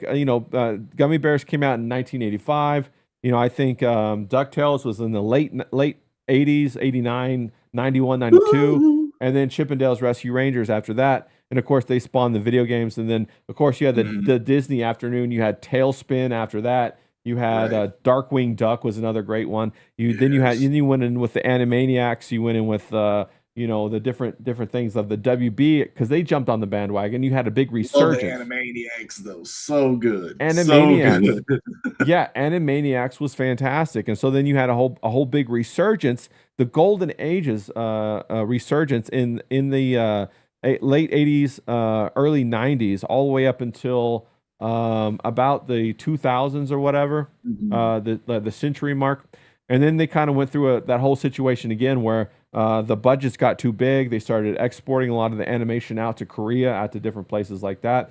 And I actually knew a whole bunch of people that were in the animation world in LA that worked over, in Culver City and a lot of places like that, worked for Sony, worked for different places. And they're kind of all out on their ass right now because, of course, when the century marked, the 2000, 2010, it was pretty good. You had the Cartoon Network with the whole, where they integrated the CGI. In 1995, the first CGI movie came out, which was, of course, Toy Story. And everybody went bonkers over Toy Story with Pixar. And then you had the whole Pixar movement for about a decade after that, until everybody got tired of the whole Pixar look and all that kind of stuff. And then it started to fall off. Animation's now falling off, of course, with AI and all that kind of stuff. But it's a $1 billion industry. It might even be more than that, bro. It could be a $1 trillion industry when you take into account Japan, Korea, America, and all these other places. And now you got China is getting big time into it. You got a lot of the big artists that are starting to make their way in China because China started to come around maybe around the 2000s, 2010s to start to try to refine their animation. And of course, nobody right now is competing with Japan, but Korea is coming up pretty quick with a lot of their animation. Let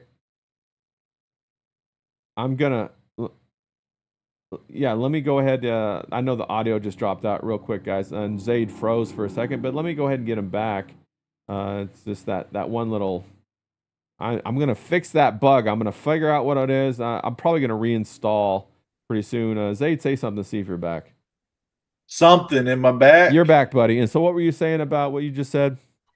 Oh, shit. No. He's back. You got to use 3 fingers, not one. Yeah, that's right. not the knuckle, not the toe.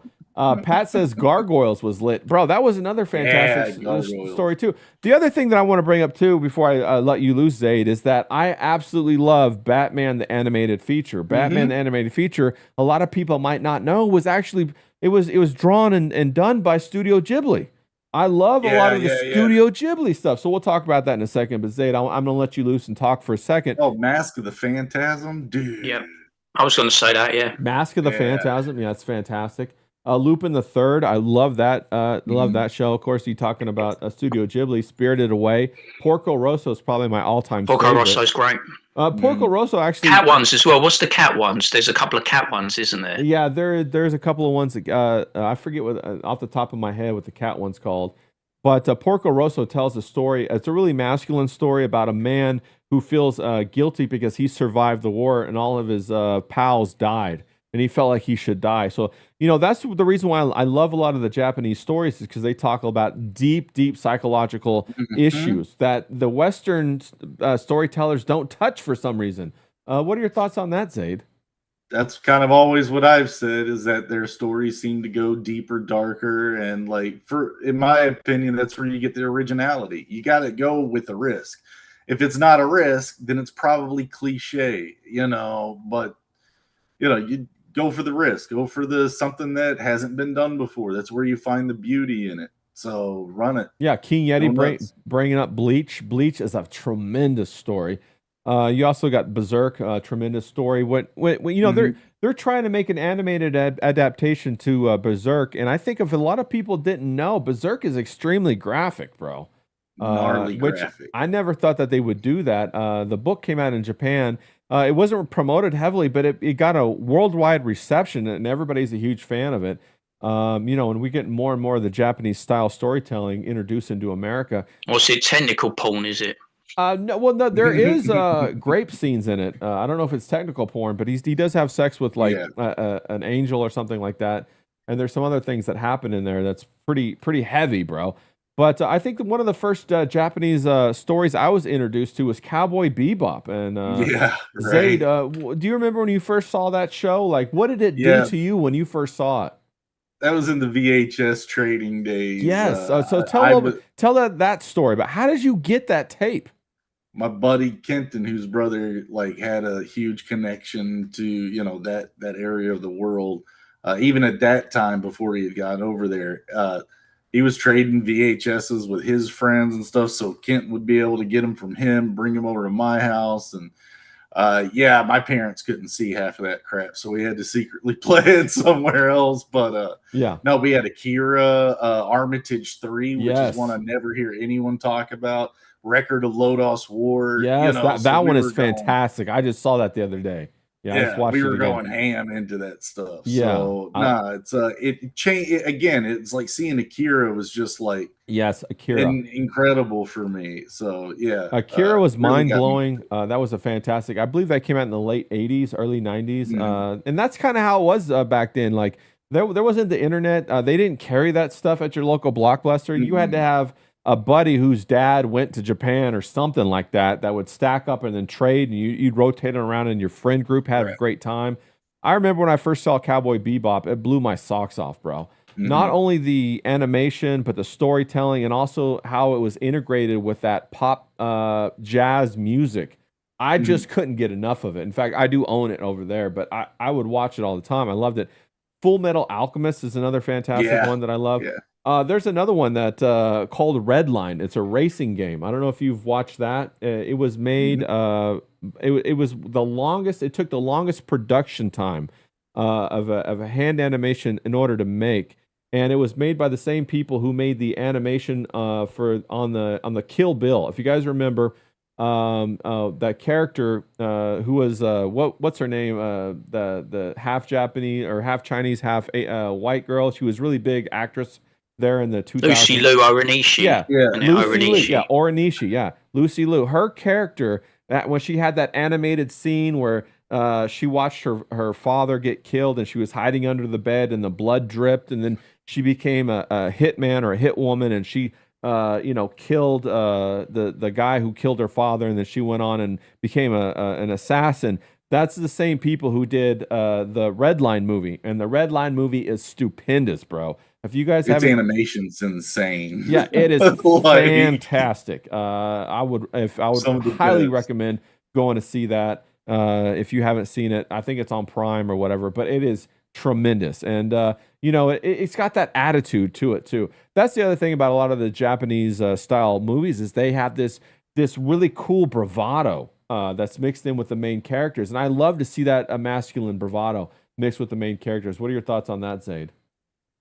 Yeah, I agree with you. Translation. I like that too. But you know, and especially like, you know, we got a minimalist, you know, back in like the 2000s or late 90s, 2000s, mid 2000s, you know, then we started to get a more and more of a trickle of the Japanese animation. And I remember when One Punch Man came out, the first season of One Punch Man. I don't know if you've seen that, Zaid, or if you've seen that, James, but that was a tremendous. Just the animation alone was all. He's a bald dude, isn't he? Yeah, he's a bald dude. Man. He's a bald dude. Yeah, and just the animation on that alone was tremendous. The first season only, not the second, not the third. The third one's terrible. The second one's okay, but the first one is magnificent. And so that's something that if you have kids that love art or animation or whatever, watch that, because you know it really broadens the horizon. You don't just get that one Western style influence. You see what other people in other parts of the world with other cultures want to communicate, and you're like, wow, I didn't know that was possible. And so it really opens your eyes. Everybody, I'm going to sound pretty ignorant here because I don't know anything about it, but how do you build up the jeopardy if One Punch Man can do someone with one punch? I mean, how do you... Well, here's the fantastic thing about One Punch Man. He doesn't want to be a hero. He doesn't want to do it. And he plays low key, and everybody, all the other heroes are in it for the fame. And he's just in it to make enough money so he can buy good food when he goes shopping. Like, he clips coupons. It's hilarious. It's more of a comedy than it is an action, but the action scenes are tremendous. And then, like, you know, some of the scale that they use, like when he punches, like the whole mountain will move and stuff like that. And as a kid, you're just like, what the hell did I just watch? You know, and you say that, and your mom's like, don't say hell. You're like, oh my God. You know what I'm saying? Like, Mom, don't take it away. Don't turn it off. Yeah. Like what's the one everyone raves about with the chainsaw? Is it a Chainsaw Man? Yeah. I hear everyone rave about that. Is that good? Yeah, we'll talk about it in a second. Yeah, but Chainsaw Man's good. But what were you going to say real quick, Zaid, before we jump on Chainsaw Man? Dragon Ball was another one of those cassettes that I got early. And then I didn't get to attach to it because I didn't have a ready supply of it. But I remembered that first VHS of Dragon Ball. And then Dragon Ball Z hit here in the States, and all my friends in it. You're talking about that raw, crazy intensity. Like, what the hell the sense of scale was stuff was just, and the color and the color palette that they use is just so like wild, but it all works, and you're just like sucked in, and like this flashing screen. And as a kid, you're ready to jump off the chair and like, you know, and punch something. We got people in the chat. We were slamming Surge back then. Yeah, exactly. Oh yeah, I remember Surge, bro. King Yeti in the chat says the new Bleach on Hulu is amazing art and graphics. I'll have to check that out. King Yeti also says One Punch Man got strong from doing 100 push-ups, 100 sit-ups, and running 3 miles a day. 100% true. That was his workout routine, and he lost his hair and got super strength. So it's fantastic. Chainsaw Man is amazing too. I was reading the book, but here, okay. Now, not everything about Japanese storytelling is fantastic, okay? And Zaid, you might agree with me on this, and James, I'm going to tell you about why it's not fantastic, okay? So it's not fantastic. You just want to get laid or something. Someone said he just wants to get laid, didn't he? That's the thing, is he's like a super simp, right? He's a super simp, and you see this reoccurring all the time where the masculine characters in Japanese storytelling are like these guys who are like, if I just get a peek of a boob, then I'm gonna and I'm gonna die or something. And you're just that like, was really good, Ray. You like that? I've been acting. James is wearing off on me on some of this Shakespearean acting. I'm like, that was awesome. We've already had a peek of the boob. No more peek of the boob, lads. Yeah, no more nipple. You have to pay me more for the more nipple. But no, you're right. And that's one of the tropes I hate about Japanese storytelling is they always cast the man as he's some sex crazed, thirsty ass me so horny guy who is completely, you know, at the whim of the woman and, you know, basically a victim of her wiles. And she toys with the guy. And then all of a sudden the guy will transform in a Chainsaw Man and defeat this big bad monster. But then the girl's going to come back and, like, you know, wrap him around her finger. And that fucking pisses me off, man. I'm like, no, why can't there be somebody like James? You know, why can't he be like Chainsaw Man or something like that? So that really gets my gears ground up. What are your thoughts on that, James? You know what really grinds Yeah, I my think gears? what was that? Go repeat that. I got to hear that again. He said that was really a grinds D-Wag. my I got to hear gears. that. No, he said that really grinds Yeah, my gears. that grinds my gears, mate. I tell you, I can't stand it. There's nothing that pisses me off worse than a fucking simp, man. You got to get straight in there and you got to put it on her. That's how she wants it. She doesn't want no feminine man. She wants a fucking masculine man. You go over there and say, darling, I'm having a pint. And you're having a pint as well, and then we're going to go back to mine. That's how right. It's That's done. how it's supposed to be. That's what I want to see. Another good one I was going to bring up was Trigun. Zaid, you probably have watched Trigun. That one's fun. That guy's more masculine. Bouncing right back to, we got Presby Bro in the chat. He changed his name to Presby Bro. Fantastic. Great to see you, Presby Bro. Always an honor. I was going to jump back to Chainsaw Man. The reason why Chainsaw Man is so important right now is because they're actually rolling out like new 3D CGI plus AI imagery with the deployment of Chainsaw Man. What are your thoughts about that, Zaid? So that's what they're going to be making the animation with? They've already done it. Yeah, they've already done like the background animations. They left the character, which was basically hand drawn, but all the background and scenes and everything like that, they're putting in like Blender, and then they're also accompanying it with AI, and so it's a mesh, and they're trying to make it pretty big. It did pretty well. The first season did pretty well. If it does well, what can you argue about? Well, I mean, you know, I don't consider it art when it's like that, but it is because it's composite art now. So like you said, you're using it to do something. Yeah. It's not the whole piece, but it's some piece of it. Yeah. But it's like, okay, well, you know, the thing about it, like, I completely know where you're going to go, and I agree with you wholeheartedly, Zaid, about it. We got DJ John. Miami John's in the chat. He says, Berserk was my favorite. Yeah, we talked about that, Miami John. We just talked about Berserk for like 3 hours. No, we just talked about it for 5 minutes, bro. But no, Zaid, I completely agree with you, and I agree with where you're going. Also, that's the reason why I think they torpedoed One Punch Man. I think they torpedoed One Punch Man on purpose so that they could elevate Chainsaw Man to have the focal point in the anime adaptations. I think that was on purpose that they did that. And people might say, "Oh, Ray, they'd never do that." Bullshit. They do that all the time, man. They did that to John Carter of Mars when Disney bought X-Men, and they put $250 million into John Carter of Mars and then fucking scrapped it so that it would not compete against X-Men when they rolled that out. That's why they did that shit. What are your thoughts there, Zaid, on anything I just said? Anything. I remember when John Carpenter, that Disney one, came out, and I was actually pretty excited about it, and, and then I saw it, and, I was, it was all right, but it should have gotten, usually movies like that got hit more back then. I didn't even think about what you brought up.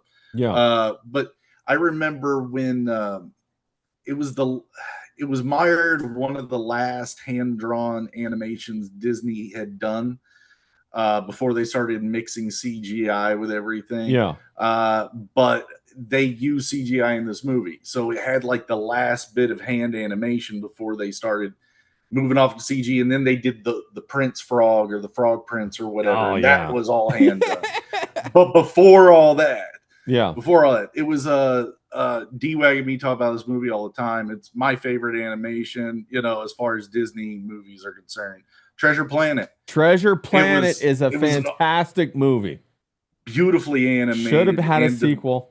Fantastic. And the marriage of CG with the hand done stuff was just beautifully done. Yeah, and they didn't promote that very much, No, it crashed. Or I thought it bombed at the box office. Yeah, Miami John brings up Death Note was another great one. Up until the end where they killed it. Yeah, that's the thing, is that like you get wrapped into these stories and then they don't have an ending that's worth the story time. You know what I mean?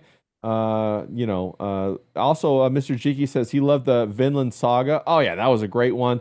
It had a lot of politics in it. He's beginning to sound a bit like Reenie, isn't he? Berserk, Vinland Saga. This has got like a Reenie Draws vibe about it. You know what I'm saying? Oh, a little bit. Hey, if you're watching, you come on. We'll talk about this kind of stuff. But we got Kingen Asura was also excellent. Mr. Jiki says. Pat says she loved that movie, John Carter, as do I. I own it. It's up there. I was hoping they were going to make another one. There's actually like 5 or 6 novels that author wrote in the 1920s about John Carter of Mars, how he went back, how he basically helped take over Mars and other places in the universe. It was fantastic. All I want is a Flash Gordon movie and a Dan Dare movie. That's what I want. Yeah, that'd be awesome. I liked those stories. So when I heard that they were doing a John Carpenter, I was excited. And then I kind of saw it. They did good. For what it was, I wasn't a fan of the CGI though. But Zay, do you remember the first movie that had CGI in it in Disney? It was Beauty and the Beast. Yeah. Well, what was it for? The ballroom scene? The ballroom scene where they danced. Yeah. And I remember that came out. Everybody made such a big deal about that. And, I look back now and, I think they got it wrong. Gaston was the actual hero of the show, not the Beast. What the hell's going on with that? That's some crazy shit, man. The only Beauty and the Beast I tolerate is the one with Ron Perlman, where he lived in a sewer, with Linda Hamilton. You know what I mean? That's what I'm all about. I actually liked that show. That was a great show. I wonder if he was a detective, wasn't he? And he lived in a sewer or something. Yeah, he was like Sherlock Holmes, but he was the Beast. And I don't know how she got wrapped up into it. I think she was a cop, and they were trying to solve all these different situations. Like every episode, maybe a murder, or maybe this was happening or that was happening. But I liked it because Ron Perlman stayed in the shadows on that one. When I saw his face, I was kind of like, oh, damn. But the only other time I liked Ron Perlman was in Hellboy. I loved Hellboy. Absolutely. I thought he was all right in Sons of Anarchy. He was all right in Sons of Anarchy. He was all right. It's like the first couple of seasons of the Son of Anarchy were awesome. I was like, Charlie Hunnam did a great job. I was wrapped up into it. Then it turned into like a soap opera, and I was like, "What?" If you want to watch the world's worst English accent, watch him in Green Street. It's fucking hilarious. Watch Green Street. Watch Green Street Hooligans, as you call it. Yeah. He's like, "All right, there, governor. I'm a West Ham fan, and we're going to football, and we're going to beat people up." It's like it was like how my voice sounded when Mersh first started doing the super tips on Nightwave before he tweaked it. It's facts. Yeah, no, that's a great one, and I'll have to. I watched it before. I'll have to watch it again. It makes you laugh. We got Blue Lotus in the chat. She says Akira is an old film, but still one of her favorites. Yeah, Akira was Akira still to this day is like it's like those different influences. Like Mobius was another one that just it changed everything. Akira changed everything, and it still holds up. It still is that impactful to this day. It talks about it's of course it's like what James was talking about the other day. The nuclear bomb, the nuclear power is all about Akira, and how these heavy topics that are handled in cartooning, which is fantastic. What are your thoughts on that, Jeremy? Oh, I mean, Akira, way to go, and time like a great callback to the last time we were kind of like hitting that off. A lot of these animations were, like I was talking about the Ghibli studio guy. I mean, like I said, he has a huge negative feeling with nuclear power and all that, and it comes through in the stuff he creates. So definitely. Hiro Miyazaki hates war. He hates nuclear power, and he also hates AI. King Yeti in the chat says, fun fact, Ron Perlman didn't need any makeup for his role on Beauty and the Beast. That is facts. That motherfucker looks like something out of a... Left-wing politics turned him a bit sour, didn't it? I mean, fucking hell. He went right off the reservation, didn't he, post Sons of Anarchy? He's the biggest pussy there is, man, and he's fucking flexing and shit from his gated community. Get the hell out of here. I will say this about the Japanese, though. They give zero fucks and they've got no filter. Yeah, just to go off pieced a bit. If you watch their mafia movies, their crime movies, their action movies, they remind me of like the 80s with the blood, the guts, the thunder. They really get stuck in, and their horror genre is second to none. If you watch the original Ringu trilogy, The Ring, I mean, that is the shit, mate. And I think one of them's called like The Lady Killer or something like that. And then I thought that was your title, James. What are you talking about? Nah, I'm hanging it up. I'm getting too old, man. Look at me. I look a mess. But I respect the Japanese, because whereas in the Western market, in us and the Americans, we've gone a bit soft, but the Japanese just go fucking full kilter, mate. They don't care. I love it. And it's a breath of fresh air. And so I think they're, much needed, especially in this world of where they have the DEI and all of this bullshit that destroys all these good stories, man, for the sake of narrative. I hate that shit. Mr. Jiki says, Son of Anarchy did fall off 100%. King Yeti says, read about it. Not sure what he's talking about. He says, trauma was fire. That's TROMA. That was fire. Miami John says, James, you'd love Korean movies. So I think he's probably right. Korean movies are also fire. There's a whole bunch of really good The Korean movies. Parasite or The called, Parasite. Parasite. Or I have that like movie. That was a fantastic movie. There's another one. There's a couple. The Host is also a fantastic one. Right. In 2006, it still stands up to this day. Go watch The Host. That is a killer movie. That is a fantastic movie. Zaid, what are you thinking about, like, as animation goes forward with the induction of more and more AI? What do you think? We had, like, Samurai Jack was a fantastic cartoon that was done. You also had Afro Samurai. There was another fantastic cartoon. Neither one of them had any AI. One was very simple. One was very complex in their rendering. What are your thoughts about animation moving forward with AI? Is Disney going to go all in on AI? It kind of seems like it. They fired a lot of their animators.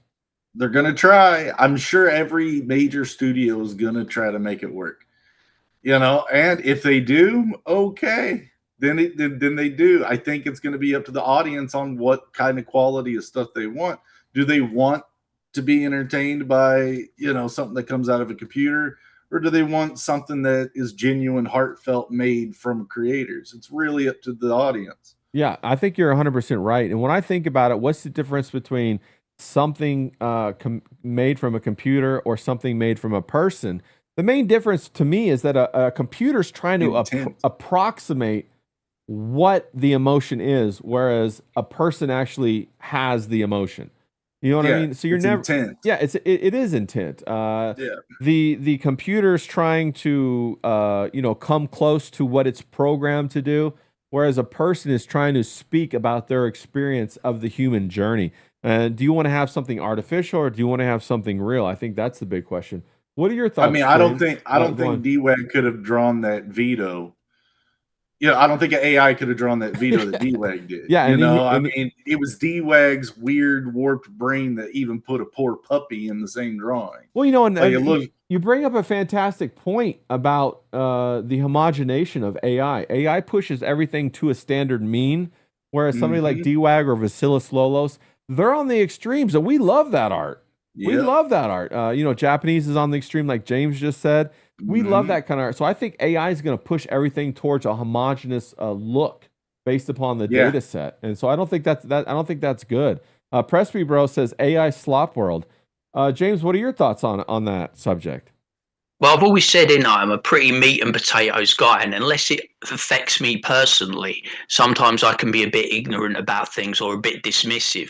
But from firsthand how I felt about AI. As soon as someone took a really innocent picture of my mother who was just having a good time by a tree, and then they used that and they started making AI images about my mother to debase her with regards to Muslim and Islamists to get at me, because of something that I'd said or they perceived I said online. So I became very anti-AI overnight, because it took someone who'd done nothing to no one, didn't even know these people, had never interacted with them and spoken. It took an image and it turned it into disgusting images that were being like trolled and just weaponized against me and using my mother. And I became very anti-AI overnight, because like whatever benefits there may be to it, someone is always going to use it to its absolute negative. And that, that really rubbed me up the wrong way, because it's like, you've taken someone who's done nothing to no one, doesn't know who you are, and you've just done like the most disgusting images of a person that's just done nothing to you, just existing. It's just you feel like, oh, can I put photos up there? Because someone can take it and manipulate it. You know what I mean? Everything you put out there now can be taken and manipulated the way someone else wants to. Zay, did you have something? I heard you jump in a second. Yeah. There are also some companies that are trying these algorithms, like, hey, put your pictures through our algorithm first, and then when you post it, it kind of traps the AI and it won't be able to copy it or anything like that. You could do that if you want to, but at the same time, you're still putting all your photos through someone else's system. Yes, one way or the other, and they own it. So that's the other thing about copyright. Yeah, right. I was hearing some woman talk about how the AI that recently made the news or something, it just like got revenge over its programmer who wanted a data pack from it, and the data pack didn't meet the requirements, so the human engineer rejected the data pack. Well, the AI got so angry because that was its only rule, was to get these data packs to this. So instead of going, oh, it's rejected, I must have done something wrong, it goes, no, there's a bug that I got to get rid of. Where, like, why was that rejected? Rejected by who? And then did its own research online, found out who the guy was, wrote a whole besmirching like letter about who he is and what it found out through his emails and stuff. Wow. Just because it had to get a job done, so it wanted to eliminate him so it could so its packages could get accepted. That's like T1000 scary right there. But it didn't choose to do that. It's inherent to its program. Right. If its only goal is to do that, and its only thing to do is that, it's gonna keep doing it. Now, it's a certain type of AI agent that has like levels of agency, and they actually call them things creepy, like a soul, or the heartbeat wakes it up to check, and then there's a soul, which is kind of like it, when it wakes up, it tells itself what its job is supposed to do.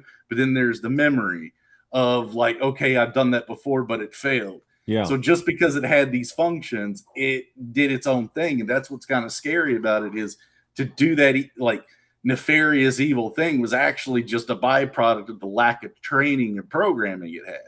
Well, I mean, that's you're 100% right. And I mean, nuts. I think a lot of people don't know that even in a computer, the programs that run in the background are called daemons, and they're spelled DAEMON. And you know, when you're programming, you learn all about the demons that are in your computer. But there's a lot of occult underpinnings, and when I say occult, you know, it's really easy to say, oh, satanic or this or that. No, that just means secret societies and how they want to influence stuff. But they do use Thelema. a lot of these, Thelema, 100% Thelema. Hello, you hit the nail on the head right there. And they use a lot of these, practices of these alchemical processes to try to put something into reality, and that's what's going on here. It can get very scary once you start to learn about all this stuff, but don't worry, you'll be okay. We got Draw Zombie in the chat. He says it will determine where the line is in terms of copyrighted material. That's another big thing. You know, we got Netflix right now trying to make a deal with Disney with this AI cartoons, and YouTube has been trying to get rid of a bunch of AI YouTubers for various reasons. They terminate their channels because they're going to come out with their own AI cartoon, and they don't want the competition in the marketplace. This is the thing that people need to understand. It's not really about money. It's about who dominates the public focal point. That's what's important. It used to be easy. You could have an Elvis Presley. You could have the Beatles. You had 3 television channels. Now it's not so easy. So they're trying to control the entire industry or their entire art format. And all of this stuff are signs and symbols. That's what cartoons are, signs and symbols. And at the base of communication, it is the most powerful form of communication, is signs and symbols, is cartoons. That's why they're so important. Hieroglyphics. Yeah, that's hieroglyphics, exactly. That's why comics are important. That's why cartoons are important. They all integrate into us, and then they all create the tangible merchandise that we all love, wear, and walk around like billboards. Hey, I got Puma right here on my shirt. You know what I mean? I got a little Puma right there. So they're everywhere. We got Mr. Jeek in the chat. He says AI movies will fall off when people run out of water and have to deal with rolling blackouts to keep the data centers running. Right. Based. So that's the other point to tie off on that back end, and then get to the power usage thing is, if you're using AI in your products right now, go ahead and hurry up and make your money before the law sits there and will be put in place that anything using AI is no longer yours. Exactly. So if you're creating things that you're so proud of and you're using AI to do it because it finally gave you the superpower, hurry up and make your money, boo-boo, before that law comes in. Well, they already passed the law that you can't copyright AI material. And so that means the owner of the program is going to own it, or it's going to be open source to everybody. What they're going to... what's the definition of that kind of AI? Like using an LLM to do it? I mean, we've been using AI in video games and stuff since like forever, since Pong. Right. Well, So what definition of it is really I what think I'm anything with prompts is what they're going to go with. Anything that okay. you prompt, text prompt, things like that. But Mhm. you know, AI is we are in the early adoption phase. You know, there's this whole thing. I liken it to the cocaine dealer. That's the marketplace, right? In order to become a good cocaine dealer, you got to go to the corner. You got to give away your cocaine for free. Everybody gets excited. They all come to you. Then what They you get a taste. they get a taste. That's right. Then you start selling it to them. It's the best cocaine around. They love it. You're selling it to them for $20 a bag, whatever. Then you start stepping on the cocaine, reducing the quality. Okay. And they keep paying it. You keep raising the price, until there's barely any cocaine in the package. It's all baby powder now. And that's like over the course of 2 years or whatever. And they're paying like $300 now for like a couple of grains of cocaine with like 2 ounces of baby powder. And then there's a big revolt. Then what you do is you restart the whole cycle. You bring the cocaine out again. You give it a different name, and you say, I'm giving this away for free. So you lose all the customers to yourself under a different name, and then you start the entire cycle again. And that's what's going to happen. They're getting everybody to early adopt this AI bullshit so you can put a girl in a bikini or take her clothes off or whatever. Then they're going to monetize it. Then they're going to limit what you're able to do to it. Then they're going to further keep pushing it until you can't do nothing else with it. Only the big studios can do it. Then you know what it's going to be? It's just going to be a fucking tracking system. That's all it's going to be. That allows you to buy a steak once a month, bro. Fuck all that shit. What are your thoughts, Zaid?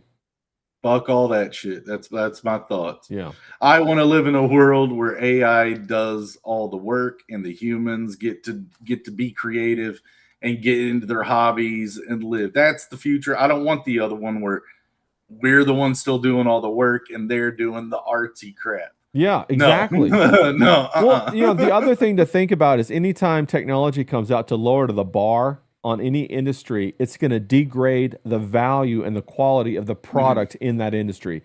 Facts, bar none. Go back, look at it. Do you think our cars are better today than they were 20, 30, 40 years ago? No, they're not. Well, I want to try and go buy one of those Land Cruisers from the 90s, bro. I don't want the shit they're putting out today. And this is the same thing across the board. You know, what about the food? Is it food better? No, it's not, bro. No. Was McDonald's better back in the 50s? Hell yeah, it was. Yes. 100%. Like, wake up, people. The technology just devalues the quality of the product we consume, and they have this myth that it'll be cheaper. Well, have you gone and looked at how much a Big Mac combo meal is nowadays? It's full on $20. $12. Yeah. And you gotta tip the waitress when you're doing it too, or she's gonna fight you at the cash register.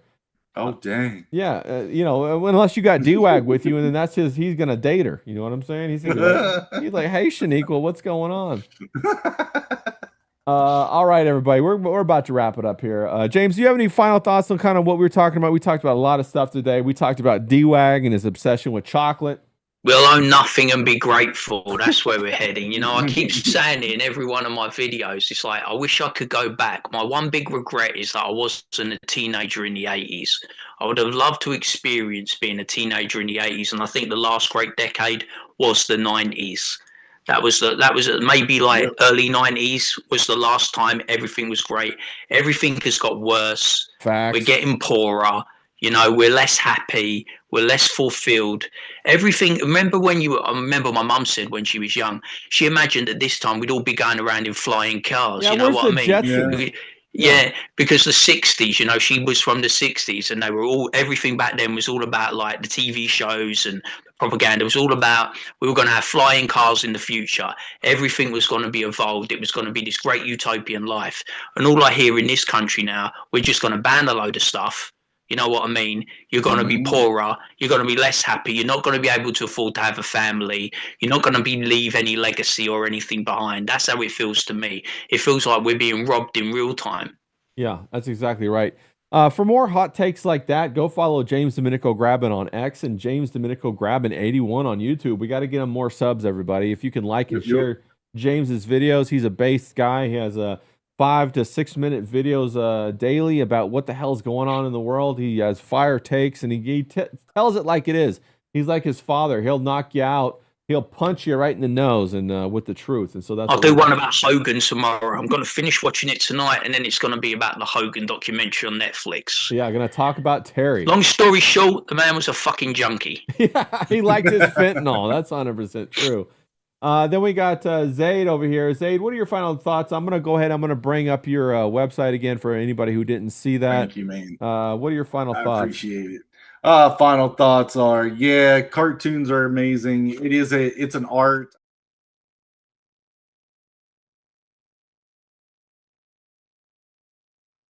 Oh wait, hold on a second. I gotta go. I'm sorry. Okay, sorry. no, my bad. That was the The audio. audio again. No, it's the audio on the other screen didn't update. So go on. What Yeah. you said? Start that again. No, cartoons are awesome, guys. For the video game that I'm making, I'm doing it as traditional techniques as I can do on a Cintiq. I'm not really drawing on paper, but I'm doing the whole flip book style. There's no AI in what it is, but it's a skill learned, and like fuck the AI. Like just try to make some cartoons yourself. Simple flip books. Do a stickman animation, like a little fight scene or something. It's fun once you can. The magic of watching your artwork come to life is just, it's insane when it happens. So yeah, cartoons are awesome. Yeah, go follow zaidstudios.com. That's Studio Zaid on X, everybody, and I think it's it's also Studio Zaid on YouTube. Is that true, or is it the other way? It's Zaid Studios on YouTube. Fantastic, and he's another John with all this complicated fucking. No. The only one that flipped it was X or Twitter. Okay. That's the only one that flipped it, and I was like, "Why'd you do that?" It's like everything else is the normal. Why'd you do that, Twitter? Yeah, 100%. And you know, my little wrap up nutshell would be this, everybody: don't take the easy way out. If you do take the easy way out, you own nothing and you won't be happy. I guarantee that. Take the hard way out. Learn to make the bread. Plant a garden. Work on your relationships. You know, learn a little bit of jujitsu. Learn how to drive stick so you can drive stick. Get an older car. Get quality.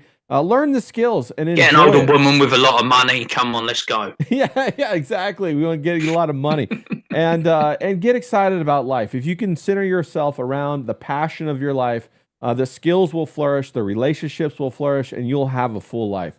So be excited about your life. Be passionate. Hey, if you're not excited about gardening, don't go out there and garden. But if you love to make a good pizza, make a whole bunch of pizza and make friends with somebody who does love to garden. So they'll give you the fresh tomatoes. So go out there, kick ass. Have a great weekend, everybody. We're out of here at the lunch table. Let's fucking go.